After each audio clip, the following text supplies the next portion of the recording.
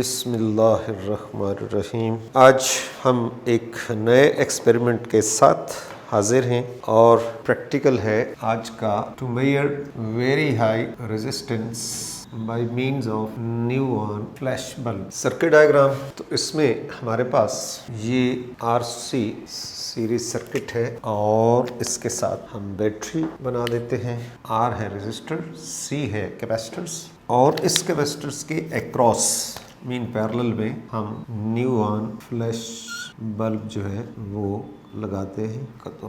Neon flash bulb. तो ये है सर्किट जिसको हम इस्तेमाल करेंगे। अब इसकी वर्किंग को पहले हम थ्योरेटिकली मैं डिस्कस करता हूँ। As soon as we switch on the circuit, अगर इसके साथ हम स्विच भी बना दें वो कुछ काम। तार हमेशा हम ग्रीन से शो कर रहे हैं, ये कनेक्टिंग वायर्स हैं। ग्रीन का मतलब है कनेक्टिंग वायर्स है और जहाँ की शो कर दे तो जो ही हम इसकी को इंसर्ट कर दें मीन सर्किट को स्विच ऑन कर दें तो ये कैपेसिटर्स चार्ज होना शुरू हो जाता है और चार्ज होने में टाइम इन्वॉल्व है और उस टाइम की जो वैल्यू है वो डिपेंड करती है इस रेजिस्टर्स। इसकी जो वैल्यू होती है मेगा ओम्स के अंदर, मेगा ओम्स। तो अननोन के साथ कंडीशन यही है, very high resistance that is approximately mega ohms. तो तब ये हम इस्तेमाल करते हैं इस सर्किट को, प्रैक्टिकल्स को। तो बहरहाल जो ही हमने इसको स्विच ऑन कर दिया तो ये कैपेसिटर चार्ज होना शुरू हो जाता है और चार्ज होने का मतलब है कि इसके क्रॉस ये इधर पॉजिटिव, इधर नेगेटिव, इधर पॉजिटिव, इधर नेगेटिव, इधर पॉजिटिव, इधर नेगेटिव, इधर पॉजिटिव, इधर नेगेटिव, ये चार्ज होना शुरू हो गया। तो जो कोई ये स्टैटिक चार्जेस हैं तो उसके साथ फील्ड बनना शुरू हो जाता है। फील्ड बनता है तो वहाँ where this field there is potential. तो इस कैपेसिटर्स के क्रॉस जो वोल्टेज बढ़ती जा रही है, टाइम के साथ ये बढ़ती है, तो अल्टीमेट इसकी voltage across this capacitors becomes equal to the ionization potential of the neon flash bulb। तो फिर क्या होता है, ये बल्ब जो है इसके अंदर की जब गैस डिस्चार्ज होती है मीन वो करंट को रास्ता मिल जाता है, इस कैपेसिटर्स के क्रॉस जो चार्ज आया हुआ है वो लीक हो जाएगा, इसमें से करंट पास कर जाएगी और करंट पास करते ही we see a flash of light across this bulb और वोल्टेज एक लोअर लिमिट तक कम होती है और उसके बाद फ्लैश की ड्यूरेशन बहुत कम सी है इन माइक्रोसेकेंड और फिर खुद ब खुद खत्म हो जाता है। ये कैपेसिटर्स के across voltage ionisation potential voltage से कम होकर दूसरी लिमिट्स के ऊपर आ जाती है जिसको एक्सटिंक्शन वोल्टेज का नाम दिया है हमारी एक राइटर ने। मतलब है जिसके ऊपर ये फ्लैश ऑफ लाइट खत्म हो जाता है। उसके बाद फिर क्या होता है कि इसने फिर चार्ज होना शुरू हो गया, चार्ज बढ़ता जा रहा है, वोल्टेज बढ़ती जा रही है और बढ़ते बढ़ते बढ़ते फिर इसके आयनाइजेशन पोटेंशियल्स के बराबर जो ही होता है तो फिर ये करंट को रास्ता दे देता है और इसमें से जब करंट पास होती है मीन ये कैपेसिटर डिस्चार्ज होता है across this neon flash bulb, again we observe the flash of light. तो जो ही फ्लैश ऑफ लाइट खत्म होता है इसका मतलब जो वोल्टेज है वो आयनाइजेशन पोटेंशियल से कम होके लोअर लिमिट के ऊपर आ गए जिसको एक्सटेंशन का लफ्ज़ इस्तेमाल किया है। तो ये इसका प्रोसेस है। तो हमने करना क्या होता है कि हम 10 या 15 या 20 फ्लैशेस का टाइम निकालते हैं कि 20 फ्लैशेस लेट अस सपोज उसमें कितना टाइम जो है वो लिया है और फिर हम उसका टाइम पीरियड ले लेते हैं कि एक फ्लैश का टाइम। तो बेसिकली एक फ्लैश से दूसरे फ्लैश का टाइम होता है टाइम पीरियड। तो उसमें इसका मतलब है कि हमारे पास स्टॉपवॉच भी होनी चाहिए। फिर क्या करते हैं, हमने ग्राफ बनाना होता है between the resistance and the time period, जिसको हम टाइम पीरियड का नाम देंगे। अब ये जो रेजिस्टर है इसको हम वेरी करते हैं इसकी वैल्यूज़ को। तो हमारे पास कुछ रेजिस्टर्स हैं सर्किट के अंदर लगे हुए, वो नोन वैल्यूज़ के हैं और उन्हीं में से one of the resistor is suppose to be unknown. तो फिर हम ये रेजिस्टर जो है ये वेरिएबल है, वेरिएबल रेजिस्टर जिसकी रेजिस्टेंस हम वेरी करते हैं और हमारे पास तो ये रेजिस्टर्स जो ऑपरेटर्स के अंदर अवेलेबल हैं, हर रेजिस्टर्स के वर्सेस वैसे 1 मेगा ओम इसके वर्सेस T1 T2 निकालेंगे और इसका मीन टाइम आ जाएगा, फिर 2 के वर्सेस, फिर 3 के वर्सेस, फिर 4 मेगा ओम, फिर 5 मेगा ओम, और आखिर में हमारे पास कोई नो रेजिस्टर जो है ना, मैं उसको X लिख दूंगा और X का मतलब हुआ अननोन। फिर हम क्या करते हैं, हम ग्राफ बनाते हैं बिटवीन, एक तरफ T है और एक तरफ इधर रेजिस्टर्स, इधर T, और हमारे पास स्ट्रेट लाइन आती है इस ग्राफ के अंदर। तो जो नोन वैल्यूज हैं उनका टाइम पीरियड हमारे पास आ रहा है, अननोन का भी टाइम पीरियड आ गया। तो इसमें ये हमारी ऑब्जर्वेशन है प्रैक्टिकल कि जूजू R की वैल्यू बढ़ रही है, साथ साथ टाइम पीरियड भी बढ़ता जा रहा है। तो आखिर में हमने क्या करना है, जो अननोन रेजिस्टेंस का टाइम हमें गिवन है उस ग्राफ के अंदर हम उस टाइम पीरियड्स को मेजर करेंगे और वहाँ से ये लाइन डॉटेड के अंदर मैं लेके जा रहा हूँ और उसको फिर वर्टिकल लाइन लाकर हर इस रेजिस्टेंस के ऊपर, तो ये हो जाएगा X की value unknown resistance from the graph, unknown resistance from the graph. एक दफ़ा फिर सर्किट को देखते हैं कि हमारे पास सर्किट के अंदर ये ऑपरेटर्स भी हमारे पास है। ये है AC सर्किट लगा हुआ है, ज़ाहिर है इसमें ट्रांसफार्मर है और हम 220 बेस को लगाते हैं।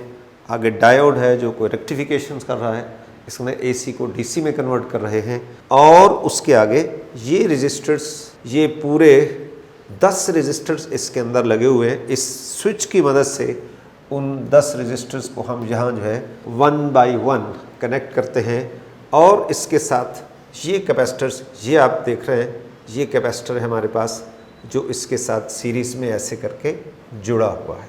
तो हम यहाँ इस सर्किट के अंदर ये ट्रांसफार्मर और डायोड जो है ना, उसको हम डिस्कस नहीं करते, हम उसमें डायरेक्ट ये DC बैटरी जो है, DC सोर्स बैटरी को ही शो करते हैं, और ये आपके पास एक सर्किट बन जाता है RC सीरीज सर्किट। इसी में ये एक छोटा सा बल्ब है, वो इसके साथ, ये है न्यूऑन फ्लैश बल्ब, कैपेसिटर्स के साथ पैरेलल में ये कैपेसिटर है और इसके साथ पैरेलल में, तो पैरेलल के अंदर वोल्टेज सेम होती है, लिहाजा जो ही हम स्विच ऑन करेंगे और ये कैपेसिटर चार्ज होना शुरू हो जाएगा, तो जो जो चार्ज बढ़ता जा रहा है साथ साथ वोल्टेज बढ़ती जा रही है, और बढ़ते बढ़ते बढ़ते जब कैपेसिटर्स के क्रॉस वोल्टेज न्यूऑन गैस की आयनाइजेशन पोटेंशियल्स के बराबर हो जाती है, तो ये गैस आयनाइज हो जाती है, इसमें से करंट का फ्लो हो जाता है, तो कैपेसिटर डिस्चार्ज होता है। मीन सोर्स ऑफ करंट कौन सा होगा, कैपेसिटर हिमसेल्फ, तो इसका चार्ज है वो लीकेज हो जाता है through this neon flash bulb. तो जब चार्ज कम होना शुरू हो जाएगा तो ज़ाहिर है वोल्टेज भी कम होती है, तो उसकी जो मैक्सिमम लिमिट है वो आयनाइजेशन पोटेंशियल है, और उसकी लोअर लिमिट क्या है, उसको एक्सटिंक्शन वोल्टेज का नाम दिया है हमारे एक राइटर ने। तो वो ज़ाहिर है आयनाइजेशन पोटेंशियल से कम होती है, और जो ही फ्लैश एंड होता है तो बेसिकली वही है एक्सटेंशन, उसी से एक्सटिंग्विश का लफ्ज़ है। तो जिस पे फ्लैश ख़त्म हो जाता है तो वो वोल्टेज जो है ना, वो हमारी आयनाइजेशन पोटेंशियल वोल्टेज से ज़रा सी कम होती है। तो जो ही फ्लैश ख़त्म हुआ, कैपेसिटर ने फिर चार्ज अप होना शुरू कर दिया, और उसमें टाइम ज़रूर लगता है चूँकि R इसके साथ सीरीज़ में है। थोड़ी देर के अंदर बढ़ते बढ़ते बढ़ते वोल्टेज फिर आयनाइजेशन पोटेंशियल्स के बराबर हो जाती है ऑफ द न्यूऑन, तो उसने फिर डिस्चार्ज होना है, उसमें से फिर करंट पास होगी और कैपेसिटर डिस्चार्ज होता है through the neon flash bulb. तो जो ही फ्लैश ख़त्म होता है तो उस वक्त उसकी वोल्टेज जो है, जिसको एक्सटिंक्शन वोल्टेज का नाम दिया जा गया, तो ये फ्लैश ख़त्म हो गया, इसने फिर चार्ज होना शुरू हो गया। तो यही सिलसिला जो है ये कंटिन्यूस हो जाता है जितनी देर हम इस सर्किट को लगा रखें। लेकिन हमने प्रैक्टिकली क्या करना है, हमारे पास स्टॉप वॉच होगी, हमने टाइम फॉर 20 फ्लैशेस, वैसे कोई कंपलसरी नहीं है कि आप 20 फ्लैशेस का करें, आप 10 का कर दें, 15 का कर दें, 20 का कर दें, लेकिन जितनी नंबर ऑफ़ फ्लैशेस ज़्यादा होती हैं तो उसमें एक्यूरेसी यकीनन ज़्यादा हो जाती है। और हमने ये मीन निकाल लिया 20 फ्लैशेस, एक दफ़ा किया, फिर दूसरी दफ़ा भी किया, फिर उसका टाइम पीरियड निकाल लिया, तो टाइम पीरियड T/20 का, तो रेजिस्टेंस वर्सेस T कैपिटल, ये हमारे पास ग्राफ हो जाएगा। हमने रेजिस्टेंस को हॉरिजॉन्टल पे ले लिया और टाइम को वर्टिकल पे ले लिया, पहले ग्राफ बनाया और ये हमेशा स्ट्रेट लाइन आती है, जो रेजिस्टेंस बढ़ती जाती है तो टाइम पीरियड भी बढ़ता जाता है। जब ग्राफ बन गया तो अब हमारे पास जो रेजिस्टेंस अननोन है, जिसको हमने x लिखा अननोन है, उसका t तो हमारे पास होगा, लिहाजा उसको वर्टिकल एक्सिस के ऊपर तलाश करते हैं कि वो टाइम कहाँ पे है। लिहाजा ये मैंने क्रॉस का निशान लगाया रेड से कि ये अगर उसकी वैल्यू है तो ये हॉरिजॉन्टल लाइन ले जाए, ग्राफ को जहाँ से क्रॉस करती है वो उससे वर्टिकल लाइन ले आए, तो रेजिस्टेंस के ऊपर जहाँ ये टच करती है that is the value of unknown resistance. तो ये in this way we determine the value of unknown resistance. लेकिन कंडीशन ये है कि that should be high resistance in mega ohms. तो ये हमारे पास अपरेटस है, इसको हम सेट करते हैं और देखते हैं। ये set of variable resistor, there are 10 resistors जो 1 मेगा ओम से शुरू होकर 1 2 3 4 5 6 7 8 9 10 मेगा ओम के रेजिस्टर्स इस स्विच के साथ अंदर जो है वो लगे हुए। अब इसको अगर मैं 1 पे रखूं तो ये बहुत तेज़ी के साथ जो है ना वो फ्लैश कर रहा है, तो हमें थोड़ा सा मुश्किल हो जाता है इसको काउंट करना या मेजर करना। अगर हम चले कोशिश तो करते हैं।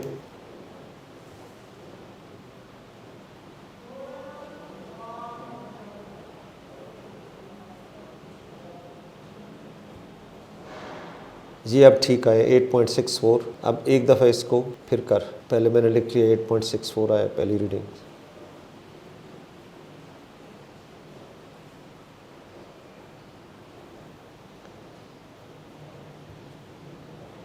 Good enough. तो 1 मेगा ओम के वर्सेस हमारे पास जो रीडिंग आ रही है 1 मेगा ओम के वर्सेस, एक दफ़ा आया 8.64, दूसरी दफ़ा आया 8.63, तो मीन जो है 8.635 ये वैल्यू आ गई। और इसका ये बाद में निकालते हैं, इसी बाद में निकालते हैं। अब हम इसको 2 पे रखते हैं, 2 मेगा ओम्स के ऊपर हमने रखा। अब ये मज़े से होगा, चूँकि स्लो हो गए ना, आराम से होगा।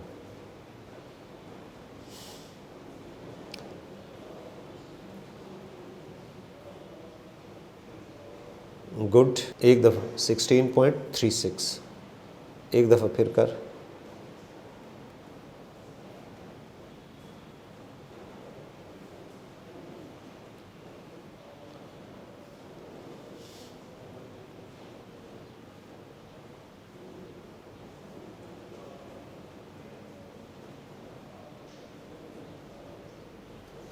तो ये 2 मेगा ओम के ऊपर वैल्यू आई है 16.36 और दूसरी ट्राई में आई है 16.49। इसका जो मीन आ गया 16.42 सेकेंड जो है, ये इसका मीन आ गया हमारे पास टाइम फॉर 20 फ्लैशेस। अब हमने इसको 3 मेगा ओम पे रख दिया, मज़े से आएगा। अब आसान हो जाता है, शुरू में ज़रा मुश्किल होता है।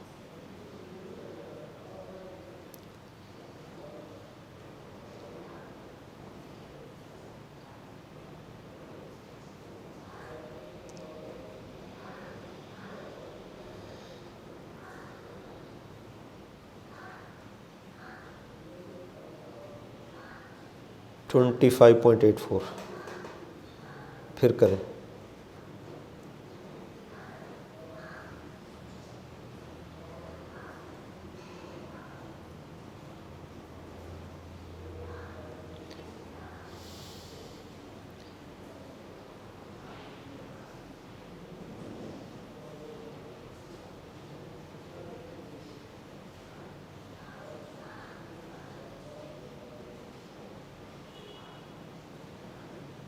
ट्वेंटी 25.3 मेगा ओम के लिए एक वैल्यू आई है 25.84 और आई है 26.06। तो इसका मीन निकालते हैं 25.95 सेकेंड्स। ये टाइम आ रहा है फॉर 3 मेगा ओम्स। और अब हम इसको चेंज करते हैं, 4 के ऊपर हमने इसको रखा। ये हमारे पास स्टॉप वॉच है, हमने मोबाइल को यूज़ कर रहे हैं for working as a stopwatch. और ये फ्लैशेस आ रहे हैं और उनका टाइम हम नोट करते जा रहे हैं। अब आप देख रहे हैं कि जो रेजिस्टेंस बढ़ रही है तो फ्लैशेस का जो ड्यूरेशन है वो बढ़ रहा है, मीन 1 से सेकंड में ज़्यादा टाइम जो है वो ले रहा है। तो ये फिज़िक्स के बिल्कुल मुताबिक के आर सी का मल्टीपल चूँकि टाइम होता है 36.98 सेकेंड्स, ये एक दफ़ा आया, एक दफ़ा हम फिर उसको नोट कर रहे हैं।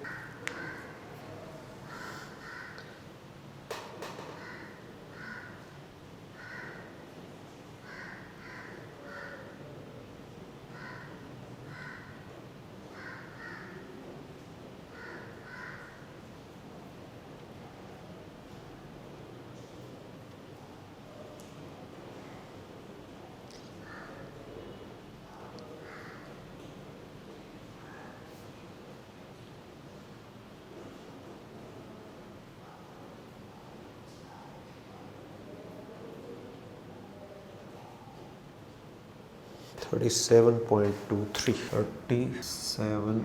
To three. तो दोनों का मीन कितना आया 37.10। ये मीन आ गया हमारे पास। एक वैल्यूज़ और लेते हैं। ये 5 मेगा ओम की रेजिस्टेंस आ गई सर्किट के अंदर और इसका अब हम निकाल रहे हैं time for 20 flashes.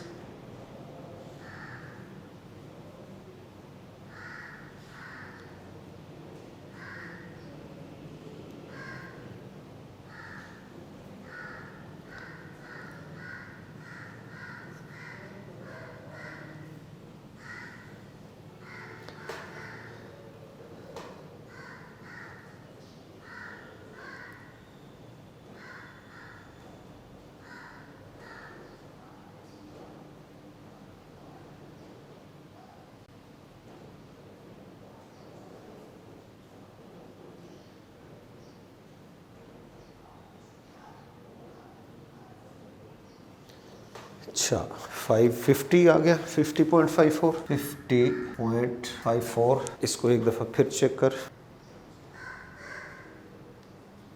Good.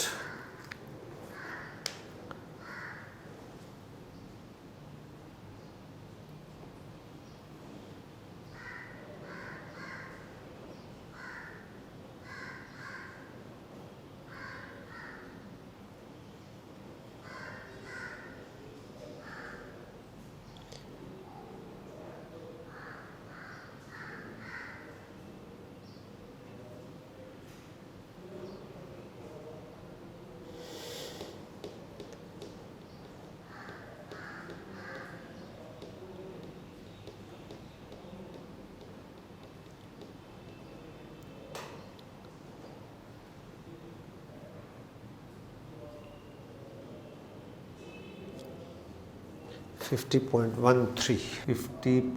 One three और इन दोनों का जो मीन आ गया 137 है और 6 है, ये 50.33। अब भाई 6 का करज ये आखिरी और ये हमने इसको नेक्स्ट और with this is suppose to be unknown. ये जो रजिस्टर्स होगा this is suppose to be unknown और ये 6 रीडिंग है हमारी और इसके लिए हम कर रहे हैं।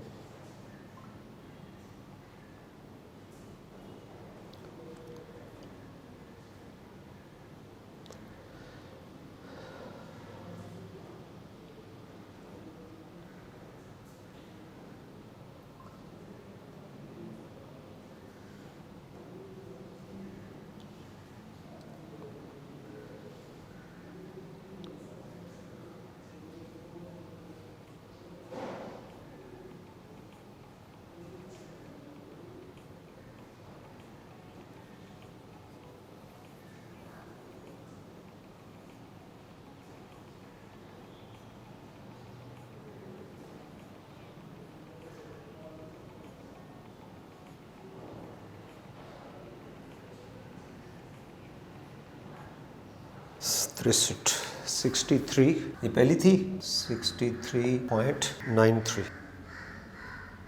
एक दफ़ा आखिरी कर जी, इसको फिर एक दफ़ा करते और हमने जी यस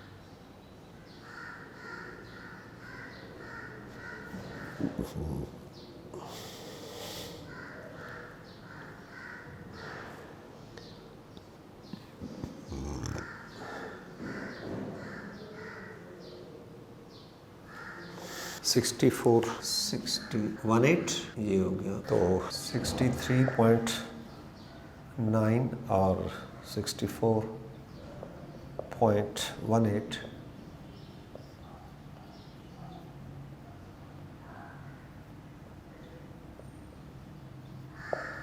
डिवाइड बाई 2 कर देंगे तो ये 64.05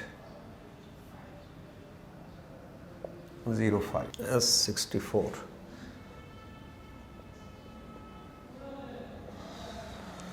ये जो नंबर है ना, ये वाले, इन सब को 20 पे डिवाइड करते जाओ कैलकुलेटर से।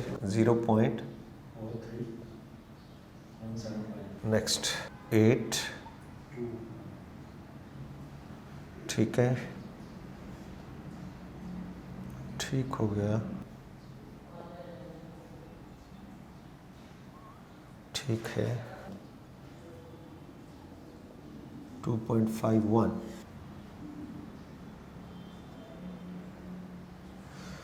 तो ये रजिस्टर्स की डिफरेंट वैल्यूज़ के वर्सेस टाइम पीरियड आ गया। और इधर हम देख रहे हैं 1 मेगा ओम, 2, 3, 4, लेट 5। और इधर हमारे पास जो नेक्स्ट रजिस्टर जिसको हमने अननोन सपोज किया है उसकी वैल्यू सबसे ज़्यादा है, ये जहाँ कहीं होगी। और इसके वर्सेस आपने इस ग्राफ को ये एक्सटेंड करना है और जहाँ भी ये टच करेगा उसी से वर्टिकली ये लाइन लेके आनी है। और ये x की वैल्यू है, एक्चुअल ये 6 है। आपके पास कितनी आ रही है, आपको बेशक चाहें तो उसका डिफरेंस परसेंटेज एरर वगैरह जो है वो निकालें। तो दिस इज़ द प्रैक्टिकल